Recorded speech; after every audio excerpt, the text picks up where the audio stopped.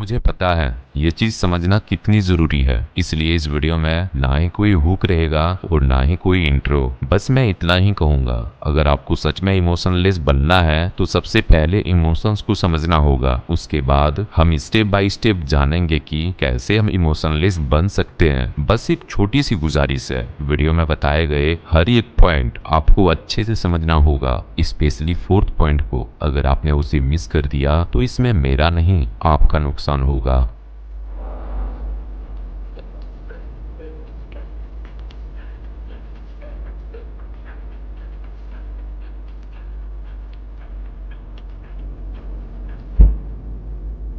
Emotion मतलब तुम्हारे अंदर उठने वाली वो फीलिंग जो किसी भी सिचुएशन के रिस्पॉन्स में होती है। सिंपल शब्दों में कहूँ तो इमोशन तुम्हारे अंदर का एक ऐसा रिएक्शन है जो तुम्हें बताता है कि तुम किसी चीज को कैसे महसूस कर रहे हो। जैसे तुम्हें कोई खुश करने वाली बात कहता है तो तुम्हारे अंदर एक हल्का सा एनर्जेटिक फील आता है, तुम्हारा चेहरा खिल जाता है। ये होता है इमोशन ऑफ हैप्पीनेस। जब कोई तुम्हें इग्नोर करता है या कुछ बुरा बोल देता है तो तुम्हारे अंदर जलन या फिर गुस्सा आने लगता है, और ये होता है इमोशन ऑफ एंगर। तो अगर सिंपल मैं बोलूं तो इमोशंस तुम्हारे दिमाग और दिलों का वो सिग्नल होता है जो तुम्हें बताता है कि तुम्हें कोई चीज अच्छी लगी या बुरी। फॉर एग्जांपल, मान लो सुबह उठकर देखा उसमें 1 लाख व्यूज आ गए थे। अब तुम्हारा चेहरा ऑटोमेटिक स्माइल करने लगता है, एनर्जी बढ़ जाती है। यही है इमोशन ऑफ हैप्पीनेस। अब जरा सोचो, उसी वीडियो में किसी ने नेगेटिव कमेंट कर दिया तो तुम्हारा मूड तुरंत उतर जाएगा, मन में गुस्सा और थोड़ा सैडनेस आएगा। ये है इमोशन ऑफ एंगर। एक चीज यहाँ पर नोटिस करो, सिचुएशन सेम प्लेटफॉर्म में हुई लेकिन रिएक्शन अलग था।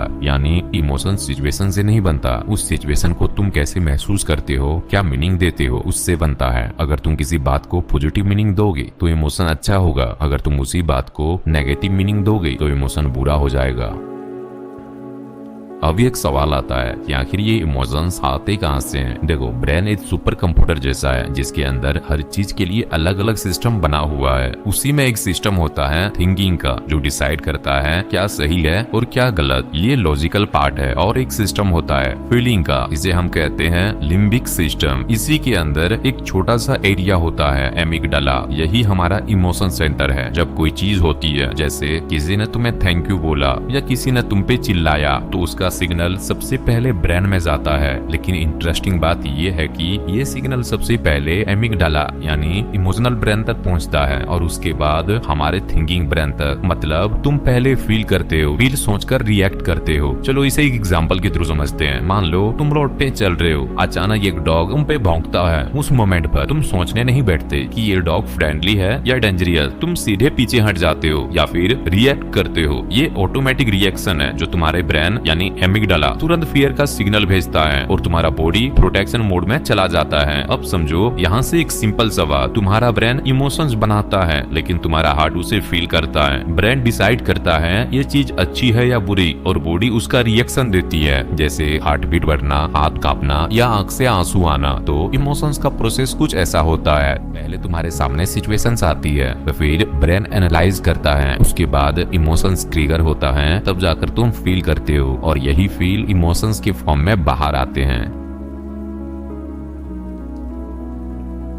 जब भी कोई इमोशंस आता है जैसे गुस्सा, सैडनेस, फियर या एंजाइटी, तो हमारी नेचुरल हैबिट होती है या तो रिएक्ट करने की या तो उसे दबा देने की। लेकिन सच कहूँ तो ये दोनों ही गलत है, क्योंकि रिएक्ट करने का मतलब है तुम्हारा इमोशन तुम्हें कंट्रोल कर रहा है और दबाने का मतलब है तुम उस इमोशंस को इग्नोर कर रहे हो, जिससे वो और ज्यादा स्ट्रॉन्ग होकर बाहर आता है। इसीलिए सबसे पहला स्टेप है अवेयरनेस, मतलब ऑब्जर्व करो बिना जज किए। फॉर एग्जाम्पल, मान लो तुम्हें गुस्सा आया, नॉर्मली तुम रिएक्ट करते हो, चिल्लाते हो, जस्टिफाई करते हो या किसी पे अपना गुस्सा निकाल देते हो। लेकिन इस बार सिर्फ रुक जाओ, कुछ मत बोलो, कुछ मत सोचो, सिर्फ फील करो, नोटिस करो अपने अंदर क्या हो रहा है। हार्ट बीट फास्ट हो रही है या सांसें छोटी हो रही है, बस ऑब्जर्व करो। हाँ, मेरे अंदर गुस्सा है, लेकिन उस गुस्से को मेरा मत बोलो, मत सोचो मुझे गुस्सा आया, बस इतना सोचो गुस्सा आ रहा है। इस छोटी सी बात में बहुत ज्यादा डिफरेंस है, क्योंकि जैसे ही तुम ऑब्जर्व करते हो तुम इमोशन के अंदर नहीं रहते, इमोशन के ऊपर खड़े हो जाते हो। अब सवाल आता है, ये अवेयरनेस क्या करती है? देखो, अवेयरनेस तुम्हें गैप देती है तुम्हारे इमोशन और तुम्हारे रिएक्शन के बीच। इसी गैप में ही तुम्हारा पावर छिपा होता है। जितनी देर तक तुम ऑब्जर्व करते रहोगे उतना ही इमोशन अपनी इंटेंसिटी खुद लॉस करता रहेगा, और कुछ सेकंड बाद तुम देखोगे कि वो गुस्सा या सैडनेस धीरे धीरे डिसॉल्व होने लगता है। ये कोई मैजिक नहीं है, ये सिर्फ तुम्हारा कॉन्शियसनेस का कंट्रोल है। यही है माइंडफुलनेस। माइंडफुलनेस का मतलब होता है इमोशन फील करो पर उसे दबाओ मत। मतलब अपने अंदर सब कुछ महसूस करो लेकिन इमोशंस के गुलाम मत बनो। जैसे फोन पर नोटिफिकेशन आते हैं, अगर तुम हर नोटिफिकेशन पर रिएक्ट करोगे तो तुम डिस्टर्ब हो जाओगे, लेकिन अगर तुम बस ऑब्जर्व करोगे और डिसाइड करोगे कब और क्या रिस्पॉन्स करना है।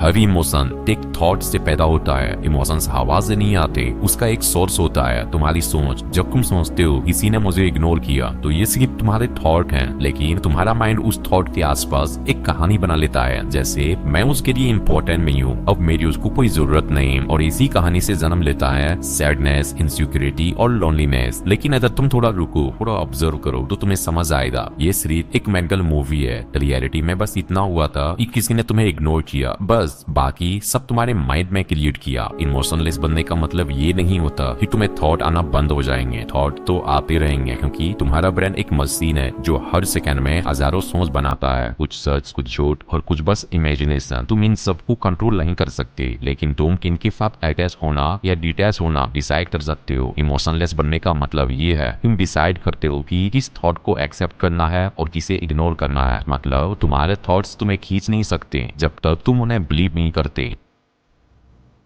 इमोशंस सबसे ज्यादा तब एक्सप्लोड करते हैं जब तुम अपनी रिव्यू दूसरों के ओपिनियन पे छोड़ देते हो। जब तक तुम चाहोगे कि लोग तुम्हें समझें, तुम्हें अप्रिशिएट करें, तुम्हें एक्सेप्ट करें, तब तक तुम्हारा इमोशनल स्टेट दूसरे के हाथों में रहेगा। जरा सोच के देखो, जब कोई तुम्हें इग्नोर करता है तुम हर्ट फील करते हो, जब कोई तुम्हें कॉम्प्लीमेंट करता है तुम हैप्पी फील करते हो। यानी तुम्हारा मूड उनके एक्शन की रिमोट से कंट्रोल हो रहा है, और जब तक ये रिमोट उनके हाथों में रहेगा तब तक तुम कभी इमोशनली फ्री नहीं हो सकते। इमोशनलेस बनने का मतलब ये नहीं है कि तुम्हें किसी की परवाह ही ना हो। इसका मतलब ये है कि तुम्हारा सेल्फ वर्थ अब किसी के बिहेवियर पर डिपेंड नहीं करता। तुम अपने वैल्यू को समझ चुके हो, चाहे कोई समझे या ना समझे। तुम अपनी जगह से हिलते नहीं। यहाँ एक सिंपल बात याद रखो, expect nothing, control everything with him. जितनी एक्सपेक्टेशन कम करोगे उतना इमोशनल पेन कम होगा, क्योंकि हर एक्सपेक्टेशन एक हिडन डिमांड होती है। जैसे तुम ऐसे बिहेव करो जैसे मैं चाहता हूँ, और जब दुनिया तुम्हारे हिसाब से नहीं चलती अब तुम्हारा माइंड रिएक्ट करता है, और वही धीरे धीरे फ्रस्ट्रेशन की फॉर्म में बाहर आता है। लेकिन जब तुम एक्सपेक्टेशन छोड़ देते हो तो तुम्हें पीस मिलती है, क्योंकि अब कोई भी एक्शन या रिजेक्शन तुम्हारे अंदर की बैलेंस को तोड़ नहीं सकता। इमोशंस तब डेंजरस बनते हैं जब तुम उसके बेस पर डिसीजन लेने लगती हो। उस मोमेंट में इमोशंस तुम्हारा गाइड नहीं, तुम्हारा ट्रैप बन जाता है। गुस्सा, गिल्ट या फियर के अंदर लिए हुए डिसीजन अक्सर रिग्रेट में बदल जाते हैं, क्योंकि वो क्लियरिटी से नहीं इम्पल्स से आते हैं। इसलिए जरूरी है अपने दिमाग में एक लॉजिकल सील बनाना, एक मेंटल फिल्टर जो हर इमोशन को पास होने से पहले एक सवाल पूछे, ये फीलिंग यूजफुल है क्या? क्या इससे मुझे ग्रोथ मिल रही है? अगर जवाब नो है तो इमोशंस को एक्नॉलेज करो, लेकिन उसके डायरेक्शन में मत चलो।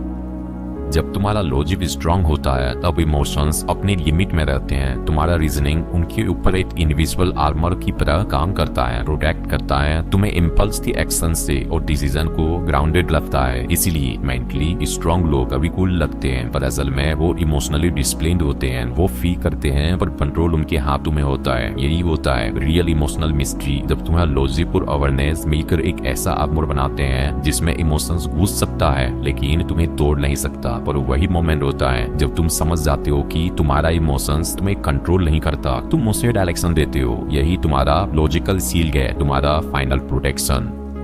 ये थे कुछ प्रैक्टिकल पॉइंट जो तुम्हें मेंटली इमोशंस कंट्रोल करना सिखाएंगे। अब डिसाइड तुम्हें करना है, तुम इमोशंस की गुलाम बनोगे या उनके मास्टर। और हाँ, मैं तुम्हारी हर एक कमेंट को रिप्लाई करता हूँ, इसलिए कोई भी सवाल हो तो कमेंट में जरूर पूछना, मैं उसका रिप्लाई जरूर करूंगा। चलो अब वीडियो को लाइक कर दो, और अगर अभी तक आप मुझसे जुड़े नहीं हो तो चैनल को सब्सक्राइब करके हमारी इस छोटी सी फैमिली में जुड़ जाओ, क्योंकि यहाँ पर हमेशा कुछ नया सीखने को मिलता है। चलो फिर मिलते हैं एक ऐसी पावरफुल वीडियो के साथ।